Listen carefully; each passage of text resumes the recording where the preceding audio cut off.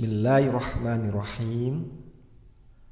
Assalamualaikum warahmatullahi wabarakatuh. Alhamdulillah wassalatu wassalamu ala rasulillah wa ala alihi wa sahbihi wa mawalah. Sahabat beriman yang dirahmati Allah, alhamdulillah bisa berjumpa kembali di channel Quranic Healing. Semoga Allah Subhanahu wa Ta'ala berikan kita semua kesehatan, rezeki yang berkah, diampuni dosa-dosanya, dipanjangkan umurnya, hidup dalam kemuliaan, dan akhir hidup husnul khotimah. Amin ya rabbal alamin.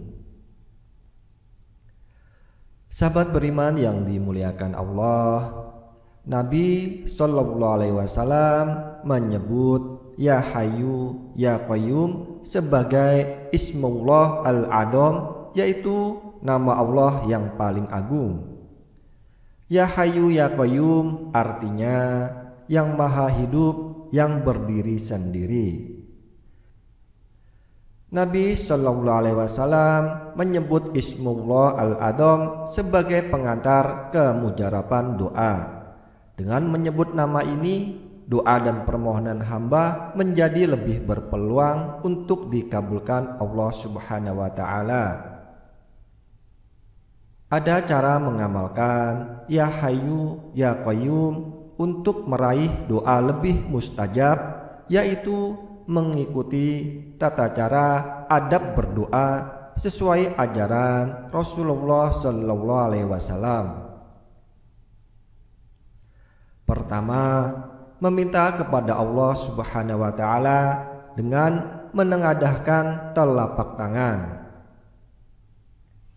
Nabi Shallallahu Alaihi Wasallam telah bersabda, "Jika engkau meminta kepada Allah Subhanahu wa Ta'ala, maka mintalah dengan menengadahkan telapak tangan, dan janganlah engkau memintanya dengan menengadahkan punggung telapak tangan." Hadis riwayat Abu Dawud dari Malik bin Yasar. Kedua, memulai dengan mengucapkan hamdalah dan puji-pujian kepada Allah Subhanahu wa Ta'ala. Rasulullah Shallallahu Alaihi Wasallam pernah mendengar seorang laki-laki berdoa dalam sholatnya, dan dia tidak mengagungkan Allah Subhanahu wa Ta'ala, tidak bersolawat atas Nabi Shallallahu Alaihi Wasallam. Maka Rasulullah Shallallahu Alaihi Wasallam bersabda, "Orang ini terburu-buru." Kemudian Rasulullah memanggilnya dan bersabda, "Jika salah seorang dari kalian sholat, hendaknya ia memulainya dengan mengucapkan hamdalah serta puja dan puji kepada Allah Subhanahu wa Ta'ala. Kemudian bersolawat atas Nabi Shallallahu Alaihi Wasallam. Setelah itu ia berdoa dengan apa yang ia inginkan." Hadis riwayat Abu Dawud, An-Nasai, dan At-Tirmidzi. Kalimat hamdalah yang agung bisa membaca Alhamdulillah hamdan yuwafi ni'amahu wa yukafi'u mazidah, yang artinya segala puji bagi Allah dengan pujian yang sebanding dengan nikmat-nikmatnya dan mencakup tambahannya. Ketiga, bersolawat atas Nabi Shallallahu Alaihi Wasallam. Jika ia meninggalkan solawat atas Nabi, doanya bisa terhalang. Nabi Shallallahu Alaihi Wasallam bersabda, "Semua doa terhalang sehingga diucapkan solawat atas Nabi Shallallahu Alaihi Wasallam." Hadis riwayat Ad-Dailami dalam Musnad Al-Firdaus. Ucapan solawat Nabi Shallallahu Alaihi Wasallam yaitu Allahumma sholli ala Muhammad wa ala ali Muhammad kama shollaita ala ali Ibrahim innaka Hamidum Majid,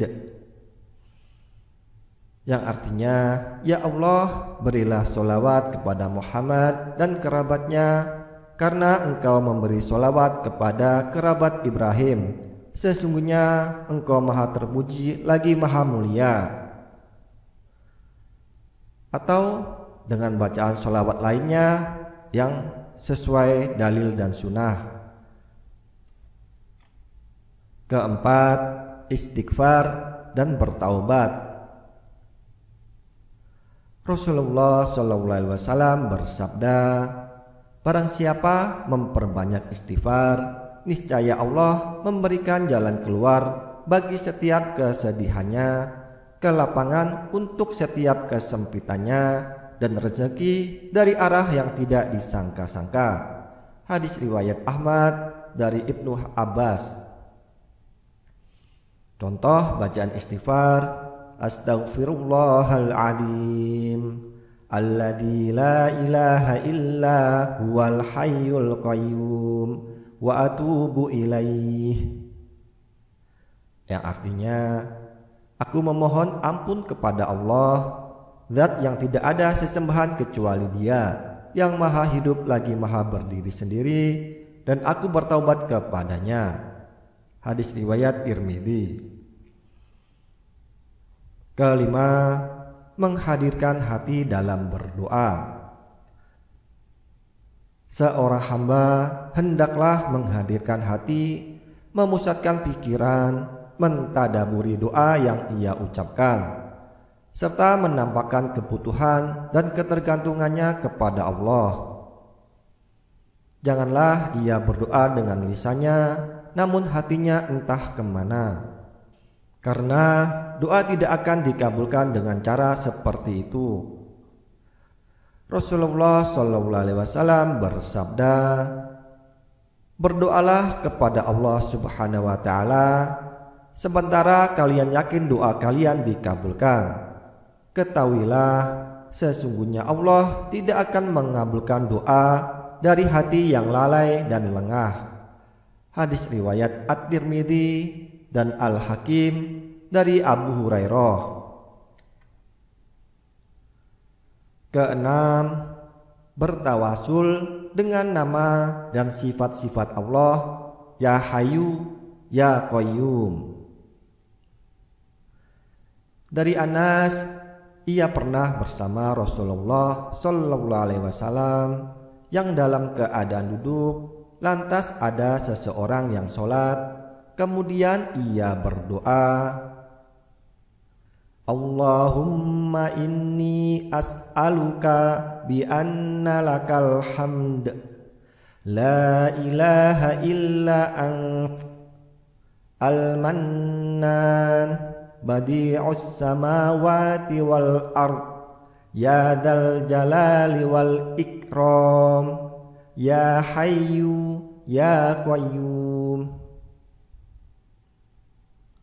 Artinya, ya Allah, aku meminta padamu karena segala puji hanya untukmu. Tidak ada sesembahan yang berhak disembah kecuali Engkau, yang banyak memberi karunia, yang menciptakan langit dan bumi.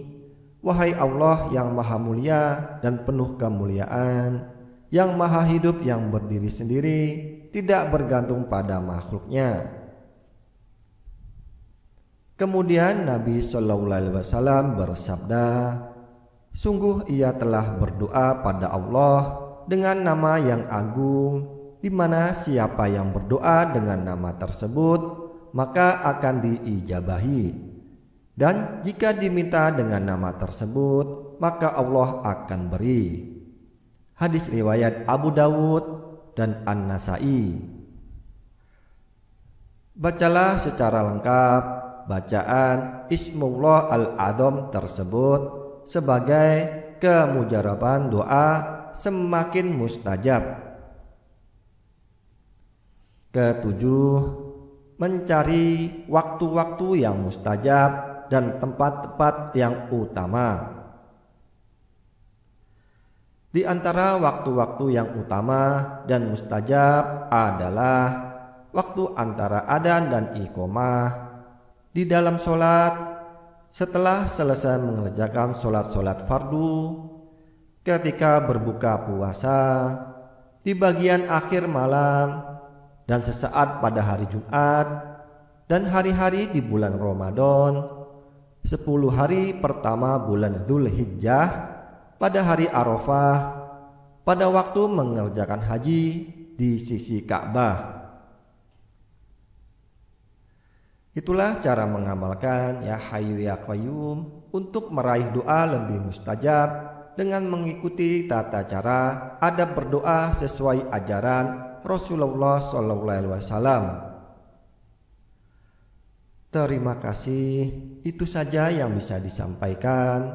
Semoga bisa bermanfaat. Kurang dan lebihnya mohon dimaafkan. Wabillahi taufik wal hidayah. Wassalamualaikum warahmatullahi wabarakatuh.